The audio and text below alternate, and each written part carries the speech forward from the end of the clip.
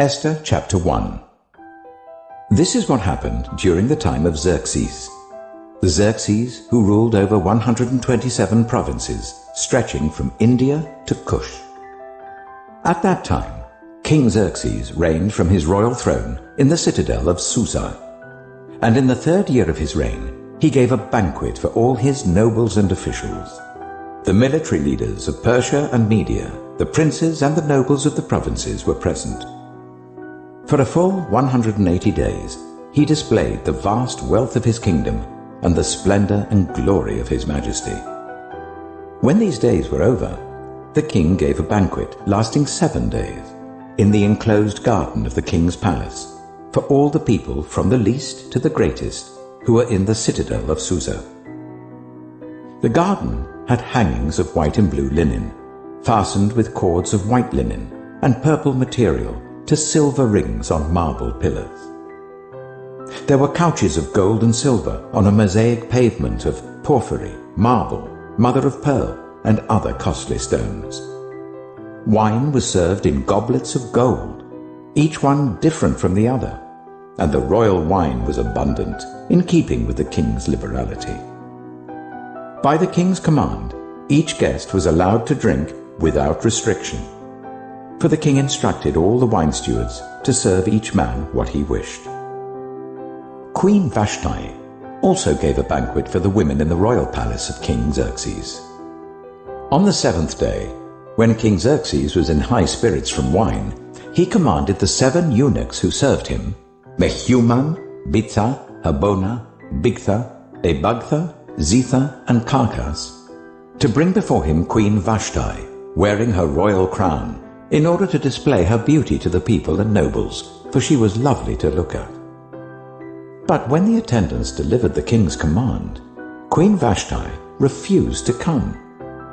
Then the king became furious and burned with anger. Since it was customary for the king to consult experts in matters of law and justice, he spoke with the wise men who understood the times and were closest to the king: Karshina, Shitha, Admatha, Tarshish, Meres, Marsina, and Memucan, the 7 nobles of Persia and Media, who had special access to the king and were highest in the kingdom. According to law, what must be done to Queen Vashti? He asked. She has not obeyed the command of King Xerxes, but the eunuchs have taken to her. Then Memucan replied in the presence of the king and the nobles, Queen Vashti has done wrong, not only against the king, but also against all the nobles and the peoples of all the provinces of King Xerxes. For the queen's conduct will become known to all women, and so they will despise their husbands and say, King Xerxes commanded Queen Vashti to be brought before him, but she would not come. This very day the Persian and Median women of nobility who have heard about the queen's conduct will respond to all the king's nobles in the same way. There will be no end of disrespect and discord. Therefore, if it pleases the king, let him issue a royal decree, and let it be written in the laws of Persia and Media, which cannot be repealed, that Vashti is never again to enter the presence of King Xerxes. Also, let the king give her royal position to someone else who is better than she.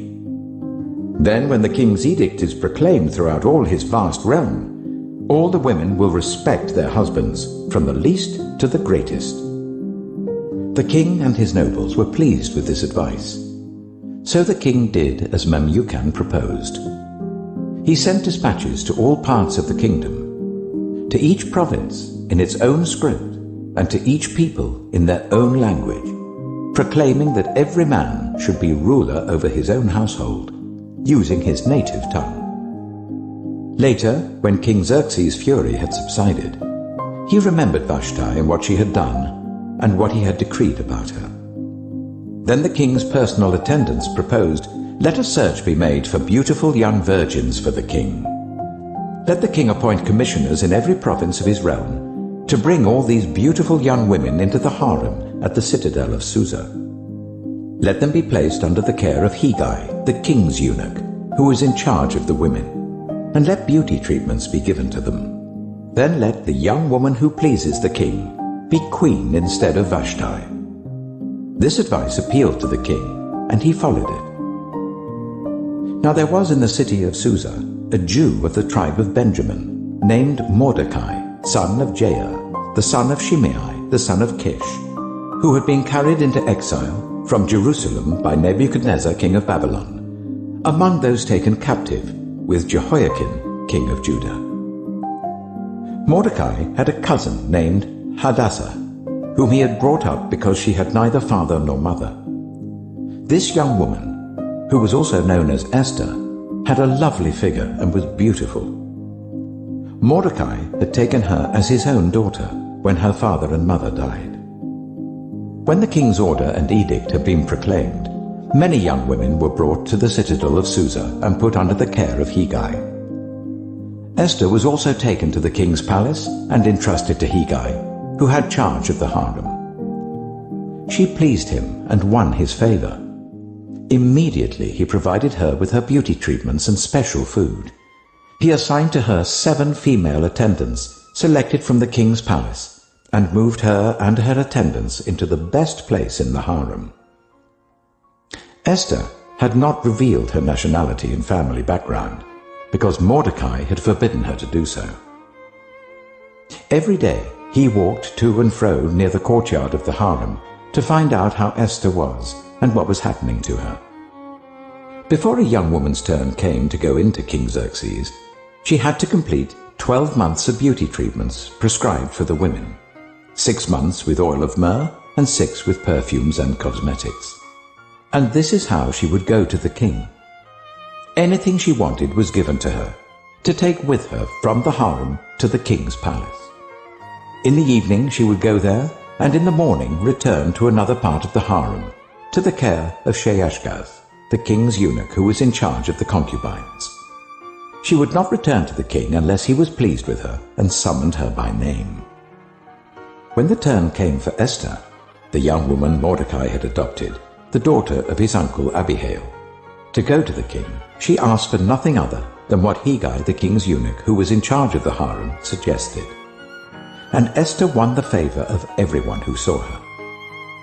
She was taken to King Xerxes in the royal residence in the 10th month, the month of Tebeth, in the 7th year of his reign. Now the king was attracted to Esther more than to any of the other women, and she won his favor and approval more than any of the other virgins. So he set a royal crown on her head and made her queen instead of Vashti. And the king gave a great banquet, Esther's banquet, for all his nobles and officials. He proclaimed a holiday throughout the provinces and distributed gifts with royal liberality. When the virgins were assembled a second time, Mordecai was sitting at the king's gate. But Esther had kept secret her family background and nationality, just as Mordecai had told her to do, for she continued to follow Mordecai's instructions, as she had done when he was bringing her up. During the time Mordecai was sitting at the king's gate, Bigthana and Teresh, 2 of the king's officers who guarded the doorway, became angry and conspired to assassinate King Xerxes. But Mordecai found out about the plot and told Queen Esther, who in turn reported it to the king, giving credit to Mordecai. And when the report was investigated and found to be true, the 2 officials were impaled on poles. All this was recorded in the Book of the Annals in the presence of the king. After these events, King Xerxes honored Haman, son of Hammedatha, the Agagite, elevating him and giving him a seat of honor higher than that of all the other nobles. All the royal officials at the king's gate knelt down and paid honor to Haman, for the king had commanded this concerning him. But Mordecai would not kneel down or pay him honor. Then the royal officials at the king's gate asked Mordecai, "Why do you disobey the king's command?" Day after day they spoke to him, but he refused to comply. Therefore they told Haman about it, to see whether Mordecai's behavior would be tolerated, for he had told them that he was a Jew. When Haman saw that Mordecai would not kneel down or pay him honor, he was enraged. Yet having learned who Mordecai's people were, he scorned the idea of killing only Mordecai. Instead, Haman looked for a way to destroy all Mordecai's people, the Jews, throughout the whole kingdom of Xerxes. In the 12th year of King Xerxes, in the first month, the month of Nisan, the pur, that is, the lot, was cast in the presence of Haman to select a day and month. And the lot fell on the 12th month, the month of Adar. Then Haman said to King Xerxes, "There is a certain people dispersed among the peoples in all the provinces of your kingdom who keep themselves separate. Their customs are different from those of all other people, and they do not obey the king's laws. It is not in the king's best interest to tolerate them. And if it pleases the king, let a decree be issued to destroy them. And I will give 10,000 talents of silver to the king's administrators for the royal treasury." So the king took his signet ring from his finger and gave it to Haman, son of Hammedatha, the Agagite, the enemy of the Jews. "Keep the money," the king said to Haman, "and do with the people as you please."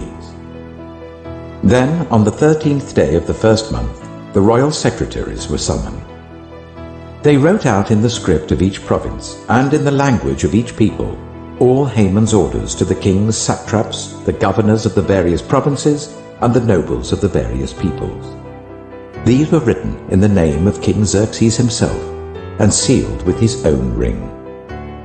Dispatches were sent by couriers to all the king's provinces with the order to destroy, kill, and annihilate all the Jews, young and old, women and children, on a single day, the 13th day of the 12th month, the month of Adar, and to plunder their goods.